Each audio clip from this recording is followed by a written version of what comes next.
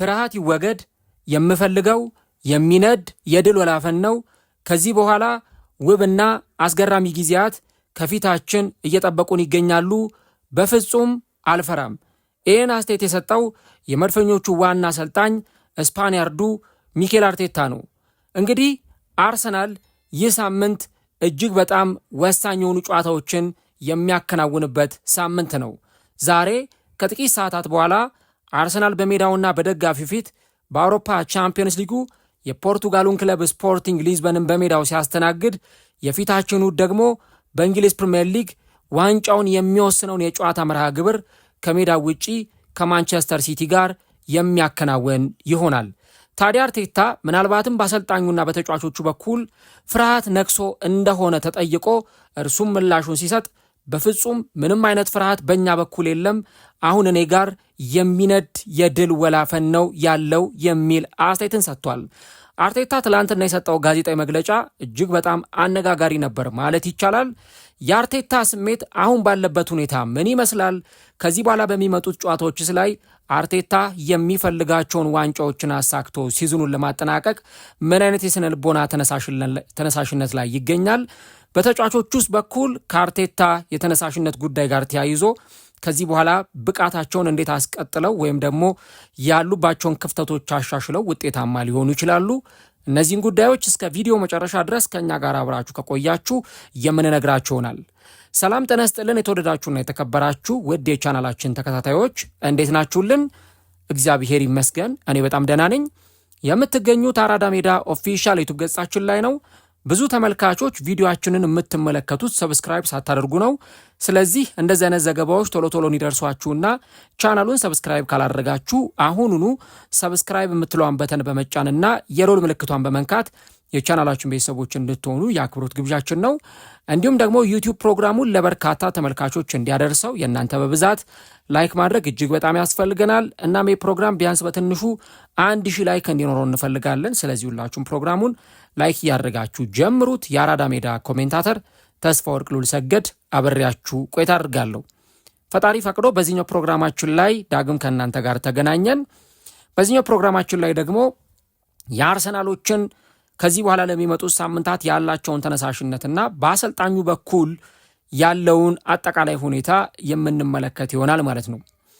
እንግዲህ ያው ብዙ ጊዜ ከጨዋታ በፊትና ከጨዋታ በኋላ ያሉ ጋዜጣዊ መግለጫዎች የአሰልጣኞችን ስነ ልቦናና የቡድኑን አጠቃላይ ሁኔታ ምን ላይ ነው የሚለውን ነገር ለመረዳት እጅግ በጣም ወሳኝ ነገሮች ናቸው የሚል እምነት አለኝ።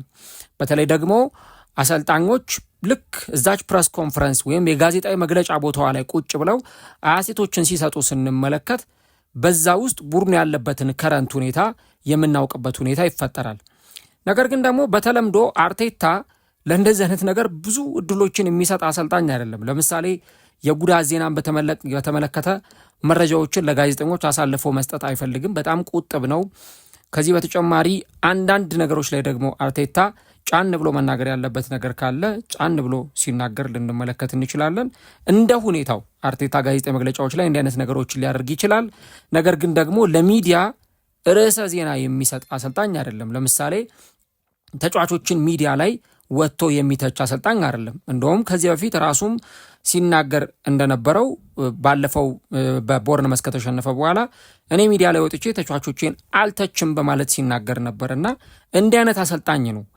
የአርቴታ ጋዜጣዊ መግለጫ ብቻም ሳይሆን የተጫዋቾቹንም ጋዜጣዊ መግለጫ ብትመለከቱ ይሄ በጣም የተሰተረ በቃ በስነ ስርዓት የተጠና አይነት የጋዜጣዊ መግለጫን ነው የሚሰጡት። ከነዚህ ሰዎች በቃ የሆነ አይነት ጠብ የሚል ነገር ወይም ደግሞ ከአፋቸው የሚወጣ ነገር እንደ ስህተት እንኳን የሚወጣ ነገር ለማግኘት እጅግ በጣም አስቸጋሪ ሊሆን ይችላልና በእንዲህ አይነት መንገድ ነው እንግዲህ እነዚህን ሰዎች የምንመለከተው ማለት ነው አርቴታንም ቢሆን እና አሁን አርቴታ ታዲያ የትላንትናውን ጋዜጣዊ መግለጫ ስንመለከተው ግን በጣም ኢንጆይ ያረኩበት ያዝናናኝና ደግሞ አርቴታም ቆፍጠን ብሎ አስተያየቶችን የሰጠበት ጋዜጣዊ መግለጫ ነበረ እና ትላንትና ሲጠየቅ I am on fire ብሎ ሲናገር ነበር። እንደውም ጋዜጠኛው ጥያቄ ሲጠይቀው ነው ያንና የጋዜጠኛውን ጥያቄ አቋርጦ I am on fire ብሎ ሲናገር የነበረው። በትክክል ይህንን ነገር ነው አርቴታ ሲያደርገው ያየ ነው። አሁን የሚነድ ወላፈን ይታየኛል ብሎ ተናግሯልና እንደውም እንዴት ነው ስትረስ አለ ወይ ቡድኑ ላይ አንተስ ላይ እንዴት ነው ያለው ነገር የሚል ጥያቄ አርቴታ ሲቀርብለት ኖ ፊር በማለት ነው የተናገረው። ምንም አይነት ፍርሃት የለም፣ በቃ ፒውር ፋየር፣ አሁን በሜዳ ላይ የሚቃጠል ስሜት ነው ያለው የሚል አይነት አስተያየት ነው አርቴታ የሰጠውና ተጫዋቾቹም ጋራ ይሄው ተመሳሳይ ስሜት እንዳለ ነው የተናገረው። በቃ ፍርሃት አይኖርም፣ በወላፈን ስሜት መጫወት ብቻ ነው፣ ይሄው ነው መልእክቴ የሚል ሐሳብ ሰጥቷልና ያንን የሚነድ ስሜት ወይም ፋየር ከተጫዋቾቼ ከደጋፊውና ከራሴ ማየት ፈልጋለሁ። አሁን እጃችን ላይ ያለው አስገራሚ ነገር ነው። ስለዚህ በሙሉ ኃይላችን እንጋፈጠዋለን፣ ያለንን ሰጥተን እንጫወታለን የሚል ሐሳቡን ሰጥቷል። እኔ በከፍተኛ መነሳሳት ላይ ነኝ። እዚህ ደረጃ ለመድረስ ብዙ ደክም ያለው የክለቡን ታሪክና የነበረበትን ሁኔታ አውቃለሁ። አሁን ያለንበት ሁኔታ እጅግ ውብ ነው። ውበትና ትልቅ ዕድል ይታየኛል። ብዙዎቹ አንድ ፕሮግራም ሰርቼላችሁ ነበረ ሰኞ ዕለት። ለአርቴታ ከባድ ሳምንት ነው፣ እንቅልፍ አልባ ሳምንት ነው ብያችሁ ነበረ። አርቴታ ደግሞ ይህንን ሲናገር ትልቅ ዕድል ያለው ሳምንት ነው እና ይህንን ውጤት ማምጣት እፈልጋለሁ፣ በየቀኑ የሚያንቀሳቀሰኝም እንድሰራ የሚያደርገኝም ይኸው ነው የሚል አስተያየት እንግዲህ አርቴታ ሰጥተዋል ማለት ነው። እና ይህ ስሜት ተጫዋቾቹም ጋር እንደሚጋባም ጭምር ነው ራሱ አርቴታ በዚህ የጋዜጣዊ መግለጫም ላይ ጭምር የተናገረው። እና አርቴታ ብዙ ጊዜ እንደምታውቁት ጋዜጣዊ መግለጫዎች ላይ ይሄ ጠንከር ያሉ ንግግሮች፣ ይሄ ኮስተር ያሉ ንግግሮችን የመናገር ልምድ ያለው አሰልጣኝ ነው። አሁን በሰጠው መግለጫ ላይ ግን ቅድም እንዳልኳችሁ አያም ኦን ፋየር እስከ ማለት ደረጃ ደርሷል እና እንደውም በተከታታይ ለ3 ዓመት በቻምፒየንስ ሊግ ሩብ ፍጻሜ ላይ ደርሰናል። ቡድኑ አሁን ቻምፒየንስ ሊግ የመሳተፍ ጉዳይ ሳይሆን በቻምፒየንስ ሊግ ውጤታማ ለመሆን የሚጫወት ቡድን ነው የሚል አይነት ሐሳብ ነበረ አርቴታ የሰጠው። እንግዲህ አርሰናል ከመስከረም ወር ጀምሮ የፕሪሚየር ሊጉን መሪነት እንደያዘ ቆይቷል። በቻምፒየንስ ሊጉ የተረጋጋ ጉዞ እያደረገ ነው። ወሳኝ ጨዋታዎች ከፊት ለፊቱ ጠብቁታል። አሁን ከጥቂት ሰዓታት በኋላ በሜዳው ስፖርቲንግን ይገጥማል። እንዲሁ ደግሞ በሳምንቱ መጨረሻ ከማንቸስተር ሲቲ ጋር ጨዋታውን ያከናውናል እና አርቴታ ደጋፊዎች ጨዋታው የሚጀመርበትን ሰዓት እንዲያስታውሱ፣ ሜዳ ላይ ቀድሞ እንዲገኙ እንግዲህ ጥያቄ አቅርቦ ነበረ። በጥር ወር ከሊቨርፑል ጋር በተደረገው ጨዋታ ኤምሬትስ ላይ 0-0 በተለያዩበት ጨዋታ፣ ከዛ በዚያ ወር መጨረሻ በማንቸስተር ዩናይትድ 3-2 ከተሸነፉ በኋላ ደግሞ ከአርሰናል ጋር ግንኙነት ያለው ሰው ሁሉ በወቅቱ እንዲደሰት ወይም ደግሞ ሞመንቱን ኢንጆይ እንዲያደርግ ጥሪ አቅርበው ነበረ። ባለፈው ሳምንት ደግሞ አርቴታ ስለ ጨዋታው ሲናገር ምሳና ራታቸውን ይዘው ወደ ኤምሬትስ እንዲመጡ የቀልድ ማሳሰቢያ አርቴታ ሰጥቶ ነበረ እና እንግዲህ ቅዳሜ ዕለት አርሰናል በቦርንመዝ 2-1 ከተሸነፈ በኋላ ይህ ሳምንት ለቡድኑ ወሳኝ ሳምንት ሆኗል። 2 ዋንጫዎች ይቀሩታል። ሁለቱንም ዋንጫዎች ህልውናቸውን ለማስቀጠል ይህ ሳምንት እጅግ በጣም ወሳኝ ሳምንት ነው። አርቴታም ይህን ነገር ተረድቷል። ደጋፊው ጋር ያለው ጭንቀት ወደ ቡድኑ እንዳይመጣ፣ ወደ ተጫዋቾቹ እንዳይመጣ። እንደውም እኮ አንድ ጥያቄ ጠየቁት። የሚገርማችሁ ትላንት ባለፈው ማንቸስተር ሲቲ ከቼልሲ ሲጫወቱ አንድ የማንቸስተር ሲቲ ደጋፊ የአርሰናል አርማ ያለበትን የውሃ መጠጫ ላስቲክ አፉ ላይ ያንቆረቆረ አርሰናል ላይ ለመቀለድ ሲሞክር ነበረና ያን ነገር አይተዋል ወይ? ስለዚህ ጉዳይ ምን ትላለህ ተብሎ ሲጠየቅ አርቴታ የሰጠው ምላሽ እጅግ በጣም የሚያስገርም ነበረ። ያንን ደጋፊ ያደረገው ስንት ሰው ነው? አንድ ሰው ነው አይደለ? እኛም ከ60 ምናምን ሺህ ደጋፊ እኮ አንድ ሰው ያንን ነገር ሊያደርገው ይችላል። ግን ይህን ነገር እኔ በፍጹም ወደ ቡድናችን እንዲመጣ አልፈቅድም የሚል አይነት ሀሳብ ነበር የሰጠውና እኛ አሁን አንድ ነገር ለማድረግ እየሞከርን ነው ብሏል። በቃ ታሪክ ለመስራት እየሞከርን ነው። በክለቡ የ140 ዓመት ታሪክ ውስጥ ተደርጎ የማያውቅ ነገር በታሪካችን ውስጥ ለ3 ተከታታይ ዓመት በቻምፒየንስ ሊግ የሩብ ፍጻሜ ስንገኝ ይህ የመጀመሪያው ነው። ሌሎች ክለቦች ይህ የየዕለት ተግባራቸው ሊሆን ይችላል፣ ለእኛ ግን አይደለም። የፕሪሚየር ሊጉን ዋንጫ ለማሸነፍ እየተወዳደርን ነው። ለ22 ዓመታት ያላሳካነውን ዋንጫ ለማግኘት ከባድ ፉክክር ውስጥ እንገኛለን። የጉዞውን አስቸጋሪነት እናውቃለን፣ ነገር ግን ውበቱም ያለው እዚያ ላይ ነው ብሎ አርቴታ ተናግሯል። እንግዲህ አርቴታ ይህንን ነገር ቀድሞ ማንሳቱ ትኩረት የሚስብ ጉዳይ መሆኑ ግልጽ ነው እና በኋላ ላይም ተጫዋቾቹ እዚህ ደረጃ ለመድረስ ምን ያህል ጠንካራ እንደነበሩ ለማስታወስ ያለውን ጉዳይ ተናግሯል እና ከዛ በተጨማሪ ለተመልካቹም ሆነ ለአርሰናል ደጋፊዎች አሁን ያለው የአርሰናል የመጨረሻ ግብ ዋንጫዎችን ማሸነፍ እንደሆነም ጭምር ነው አርቴታ የተናገረው። አርሰናል እንግዲህ በአውሮፓ እግር ኳስ በተለይም ደግሞ የአውሮፓ ቻምፒየንስ ሊግ ዋንጫን አሸንፎ የማያውቅ ቡድን ስለሆነ ዛሬ የሚያደርገው ጨዋታ ትልቅ ታሪክ ለማስመዝገብ የሚፋለምበትም ይሆናል። የፕሪሚየር ሊጉን ዋንጫ ለማሸነፍ ከመጣር ባለፈ ባለፉት ዓመታት ያስመዘገቡት ውጤት ደግሞ የቻምፒየንስ ሊግ ታሪካቸውንም ሊቀይርላቸው ይችላል ማለት ነው። እንግዲህ አርሰናል አብዛኛውን ጊዜ የውድድር ዘመኖቹን በጥንካሬ እየተጓዘ ነው ያለው እና ግን ከስፖርቲንግና ከማንቸስተር ሲቲ ጋር የሚደረጉ ጨዋታዎች ደግሞ አርቴታ በድል የሚወጣቸው ይሆን የሚሉ ፍርሃቶች በአርሰናል ደጋፊዎች በኩል ነግሰዋል።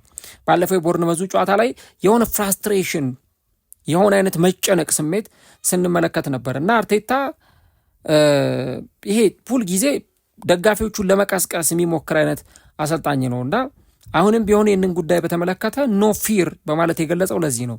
ምንም ፍርሃት የለም፣ የሚነድ የእሳት ወላፈን ብቻ ነው ያለው።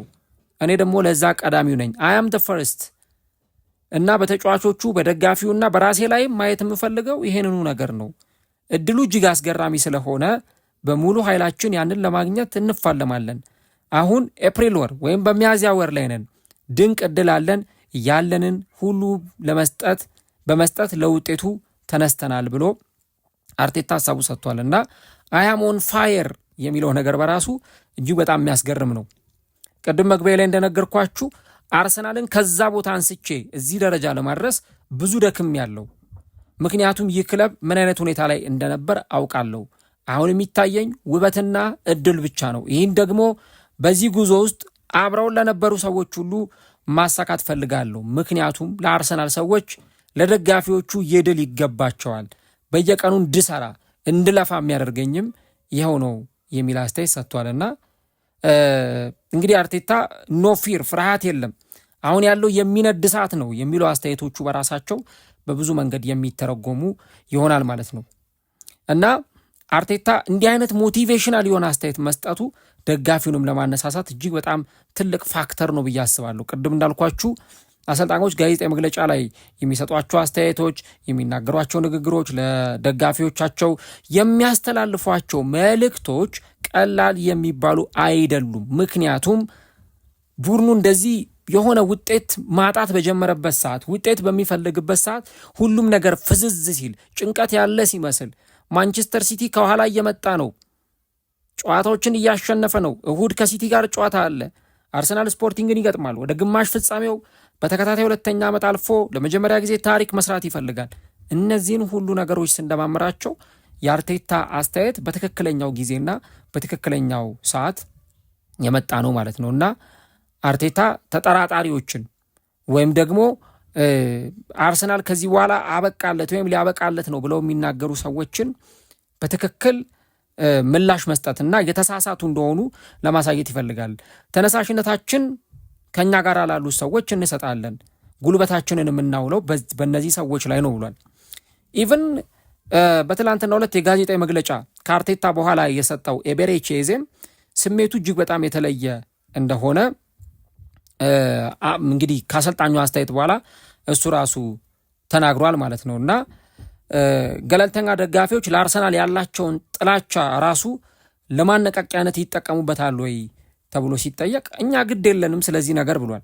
እኛ በምናሸንፍበት ጊዜ ወይም ደግሞ እንደሱ አባባል when do we win ያንን መቀበል የሌሎች ድርሻ ነው። እኛ ካሸነፍን በኋላ እንደፈለጉ መተርጎም ይችላሉ የሚል ሀሳብን ነው የሰጠው እና ኤዜም ቢሆን ያንን ነገር የማድረግ ትልቅ ፍላጎት እንዳለው ተናግሯል እና አርቴታ 6 ዓመት ተኩል ሆነክ ወደ አርሰናል ከመጣ አሁን 6 ዓመት ከምናምን ተቆጥሯል እና ከዚህ በኋላ አንተን ከ6 ዓመት በኋላ ጫና ውስጥ የሚከት ነገር ነው ወይ ተብሎ ሲጠየቅ በፍጹም እንደውም የ6 ዓመት ተኩል ልፋታችንን የምናጭድበት ያንን የዘራነውን አጭደን ራሳችን ፍሬውን የምንበላበት ጊዜ ላይ ደርሰናል የሚል ሀሳብ ነው የሰጠውና በትክክል አርቴታ እንግዲህ ይህንን ነገር ነው የተናገረው ማለት ነው እና ትላንትና የነበረው ፓሽን ባለፈውም በጋዜጣዊ መግለጫ ላይ ሲናገር በቦርንመዝ ከተሸነፉ በኋላ ስጋት እንዳይገጥማችሁ፣ አሁን እኛ ጥሩ ፖዚሽን ላይ ነን፣ ጥሩ ቦታ ላይ ነን፣ የሚል አስተያየት ነበር ሲሰጥ የነበረው። ስለዚህ የእነዚህን ነገሮች ሁኔታ ስንመለከት አርቴታ ጋር የሆነ ከፍ ያለ ተነሳሽነት፣ አርቴታ ጋር ከፍ ያለ ስሜት እንዳለ በደንብ እንድንመለከት የሚያደርግ ነውና አሁን ብዙ ሰዎች የሚጠራጠሩት ምንድን ነው? አርሰናል ጋር ጭንቀት አለ፣ አርሰናል ጋር ቴንሽን አለ፣ ብዙ አይነት ጥያቄዎችን ያነሳሉ። አርቴታ ግን ምንም አይነት ፍርሃት የለንም ብሏል።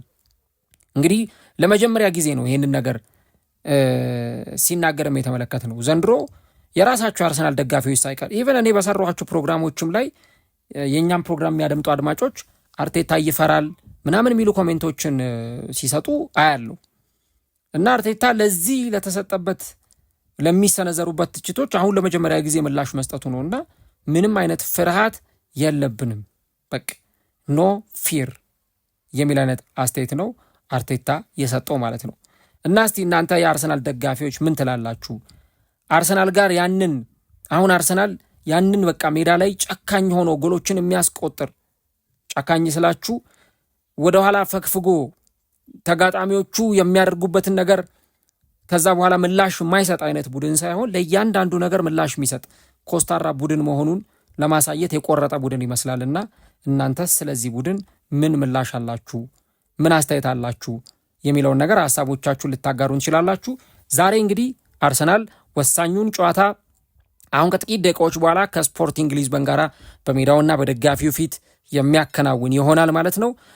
ይህ ጨዋታ ደግሞ ካበቃ በኋላ በተለይ በዚህ ጨዋታ ላይ አሸንፈው ቀጣዩን ዙር የሚቀላቀሉ ከሆነ በበለጠ ተነሳሽነት፣ በበለጠ ሞቲቬሽን፣ በበለጠ የድል ረሃብ ወደ ማንቸስተር ከተማ አቅንተው ኤታሃድ ላይ ማንቸስተር ሲቲን የሚገጥም ይሆናል። አርሰናል ደግሞ ማንቸስተር ሲቲን ካሸነፈ ኤታሃድ ላይ በፕሪሚየር ሊግ ከ10 ዓመታት በላይ ተቆጥሯልና ያንንም መጥፎ ሪከርድ ለማሻሻልና ለመስበርም ጭምር የሚገቡበት ይሆናል ማለት ነው። ስለዚህ አርቴታ አሁን ለተጫዋቾቹ መልእክት አስተላልፈዋል፣ ለደጋፊዎቹ መልእክት አስተላልፈዋል።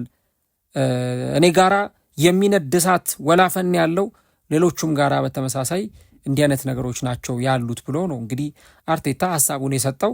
ስለዚህ በአርሰናል በኩል እነዚህ ነገሮች የምንመለከት ይሆናል እና እንግዲህ አርሰናል ሁለቱንም ዋንጫዎች የሚያሸንፍ ከሆነ ሲዝኑን እጅግ በጣም በተለየ ስሜት የሚመለከት ይሆናል። በዚህ ጨዋታ ላይ ግን አንድ ወሳኝ ጥንቃቄ የሚታከልበት ነገር ሊኖር ይገባል። ዙቢሜንዲ ዛሬ ቢጫ ካርድ ከተመለከተ እና አርሰናል ወደ ግማሽ ፍጻሜው የሚያልፍ ከሆነ የመጀመሪያው ዙር በቅጣት የሚያልፈው ይሆናል እና ይሄኛው ጨዋታ ላይ ቢጫ ካርድ ማየት የለበትም ማለት ነው። ይህ ተጫዋች እንደምታስታውሱት በባለፈው ዓመት ቶማስ ፓርቴ ከማድሪድ ጋር በነበረው ጨዋታ ላይ ሳንቲያጎ በርናቦ ላይ ቢጫ ካርድ ተመልክቶ ነው የመጀመሪያው ዙር የፒኤስጂ ጨዋታ ያመለጠው የነበረው እና ያ እንዳይሆን በአርሰናል ተጫዋቾች በኩል ትልቅ ጥንቃቄ ያስፈልጋል። እንግዲህ አርሰናል ዛሬ ለትልቅ ታሪክ ለትልቅ ወኔ የሚፋለምበት የጨዋታ ምሽት ነው የሚሆነው። አርቴታ ግን በፍጹም እኛ ጋራ ምንም አይነት ፍርሃት የለም፣ እኛ አሁን የሚንቀለቀል እሳት ውስጣችን አለ፣ ያንን ሜዳ ላይ አውጥተን መጠቀም እንፈልጋለን የሚል አስተያየት በአርቴታ በኩል ተሰጥቷል። እንግዲህ ይህ ነው የሚያስፈልጋቸው። ምክንያቱም ከዚህ በኋላ ወደኋላ መመለስ ማፈግፈግ የለም። ወደፊት ወጥቶ ለፕሪሚየር ሊግ ዋንጫ እስከ መጨረሻው ጠብታ ድረስ መፋለምና ዋንጫውን ማንሳት፣ ቻምፒየንስ ሊግም ላይ ውጤታማ መሆን ነው ከአርሰናል የሚጠበቀውና እንግዲህ በተከታታይ ለሁለተኛ ዓመት ወደ ቻምፒየንስ ሊግ ግማሽ ፍጻሜ ማለፍ የሚችልበትን ወርቃማ ዕድል በእጁ አግኝቷል። አርቴታም ውብ ነገር ከፊት ለፊታችን ይጠብቀናል ብሏል። እንግዲህ ያ ነገር ይሳካል ወይ? ኮሜንት ላይ ሀሳቦቻችሁን አስቀምጡልን። ስለ አርቴታስ ምን ትላላችሁ? በትክክል አርሰናልን ወደ ዋንጫዎች የሚያደርስ አሰልጣኝ ነው ወይ?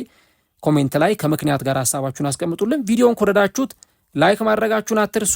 ጨዋታው ካለቀ በኋላ በዩቲዩብ ገጻችን ላይ እንደተለመደው ያማረ ትንታኔ ይዤ ጠብቃችኋለሁ ፈጣሪ ቢፈቅድ። ስለዚህ ቻናሉን ሰብስክራይብ አድርጋችሁ እዛው ላይ እንገናኝ። መልካም ምሽት፣ መልካም ጨዋታ ይሆንላችሁ።